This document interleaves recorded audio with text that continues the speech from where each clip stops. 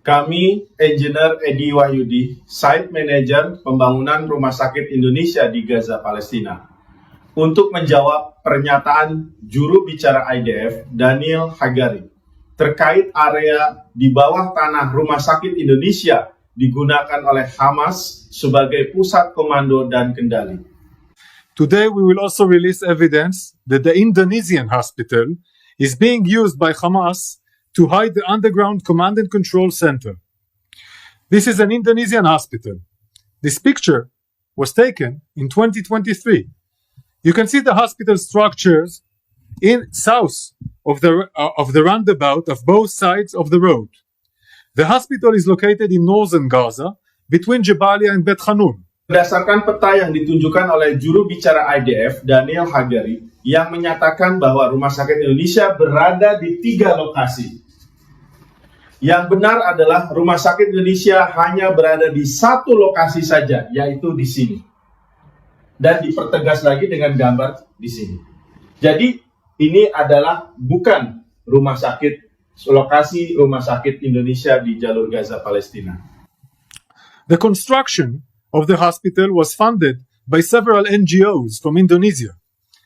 I will show you the reason why they built the hospital there. Pembangunan Rumah Sakit Indonesia ini bukan didanai oleh banyak NGO, akan tetapi didanai oleh seluruh rakyat Indonesia dari Sabang sampai Merauke yang dihimpun oleh Medical Emergency Rescue Committee atau MERSI sebagai NGO pelaksana pembangunan Rumah Sakit Indonesia. Donatur Rumah Sakit Indonesia di Gaza. Ini adalah bagaimana dilaksanakannya penggalangan dana Rumah Sakit Indonesia di jalur Gaza, Palestina yang diinisiasi oleh Medical Emergency Rescue Committee atau MERSI. This picture here was taken in 2010 when the hospital was under construction. Take a look here at the area in red. Kemudian pernyataan juru bicara IDF yang menyatakan bahwa tahun 2010 Rumah Sakit Indonesia telah dalam masa pembangunan. Hal ini tidaklah benar karena tender proses pembuatan struktur saja baru dimulai pada tanggal 2 Februari 2011. Dan ini ditunjukkan dengan adanya surat tender, ya. Dan ini adalah iklan tender di koran lokal Palestina.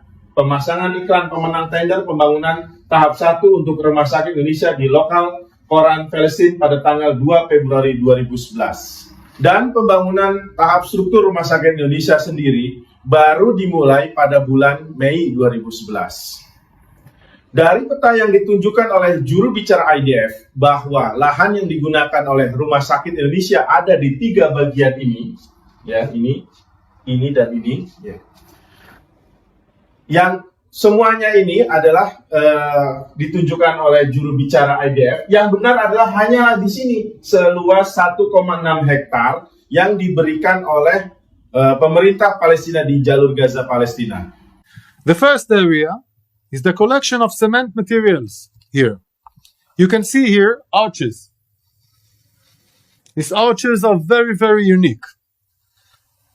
It's a unique structure. It's only used for underground terror facilities for Hamas. These cement arches are not needed when building hospitals. They are used to build underground city of terror.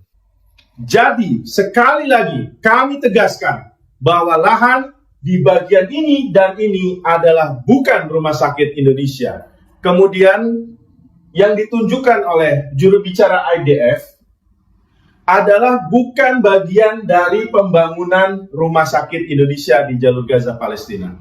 We have watched Hamas use these arches to build tunnels for many years.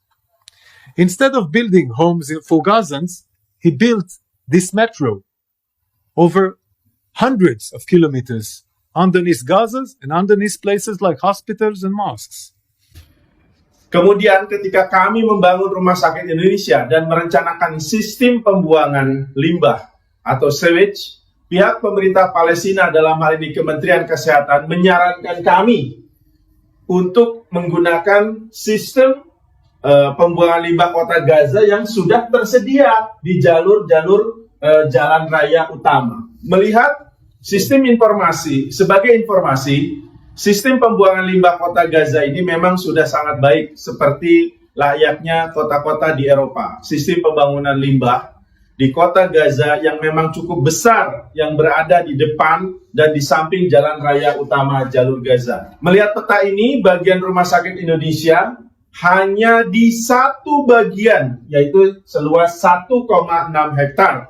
Maka yang disebutkan oleh juru bicara IDF sebagai infrastruktur Hamas ini, ya, lengkungan-lengkungan ini, dan sekali lagi kami tegaskan, tidak ada bagian di area pembangunan rumah sakit ini. Ketika kami memulai proses pembangunan struktur rumah sakit Indonesia di jalur Gaza, Palestina, dan menggali sedalam 8 meter untuk pembuatan basement dan fondasi rumah sakit, kami tidak menemukan hal-hal yang tidak wajar.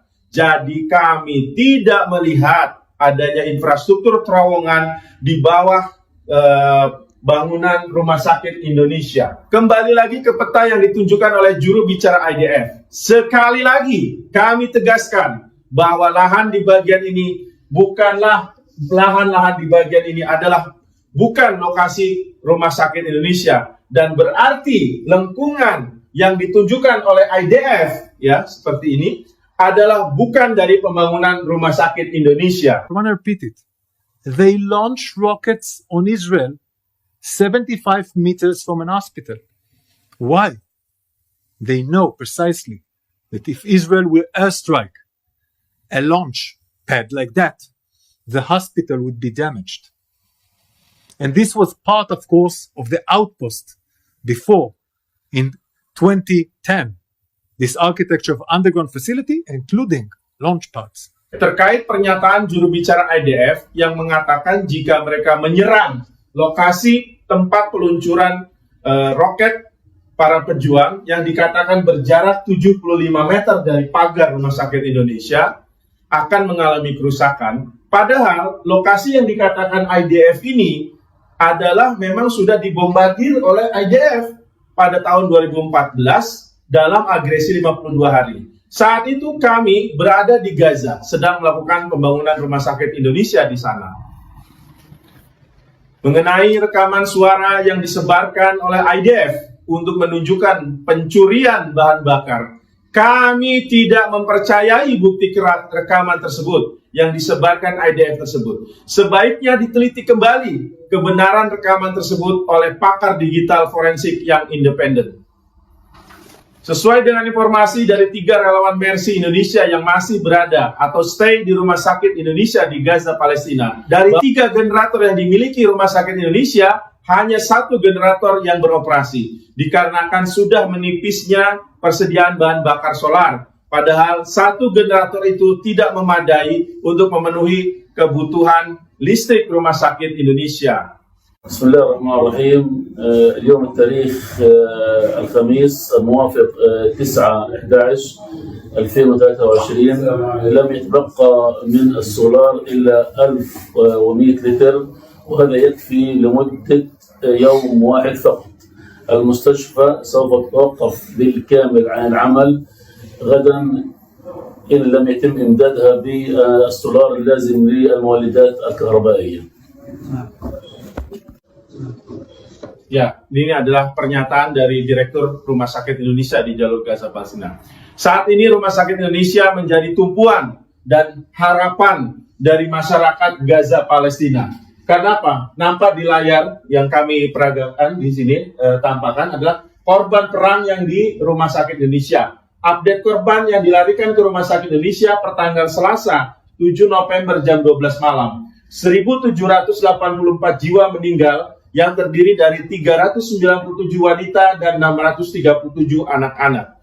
Dan 4.666 korban yang luka-luka yang dirawat di Rumah Sakit Indonesia di jalur Gaza, Palestina, terdiri dari 651 wanita dan 1.005 anak-anak. Bahkan 369 masih menjalani rawat inap di Rumah Sakit Indonesia di jalur Gaza, Palestina. Sebenarnya ada 69 yang sudah diizinkan pulang, namun mereka memilih menetap di RSI atau Rumah Sakit Indonesia karena memang tempat tinggal mereka sudah hancur. Rumah sakit Indonesia dibangun dari donasi rakyat Indonesia, lintas suku, lintas agama, dari Sabang sampai Merauke, yang sebagian besar merupakan masyarakat menengah ke bawah. Nah, ini adalah penampakan donasi rakyat Indonesia ya, dikumpulkan dari masyarakat dari Sabang sampai Merauke, terutama dari kalangan menengah ke bawah. Jadi kami tegaskan sekali lagi bahwa tuduhan juru bicara IDF terhadap Rumah Sakit Indonesia adalah tidak benar, karena kami mengetahui setiap inci demi inci dari Rumah Sakit Indonesia, karena kami sendiri yang membangun Rumah Sakit Indonesia dari awal dan hingga saat ini. Kami masih melakukan perawatan. Buka mata, buka telinga, agar tak mudah termakan fitnah dan caci maki.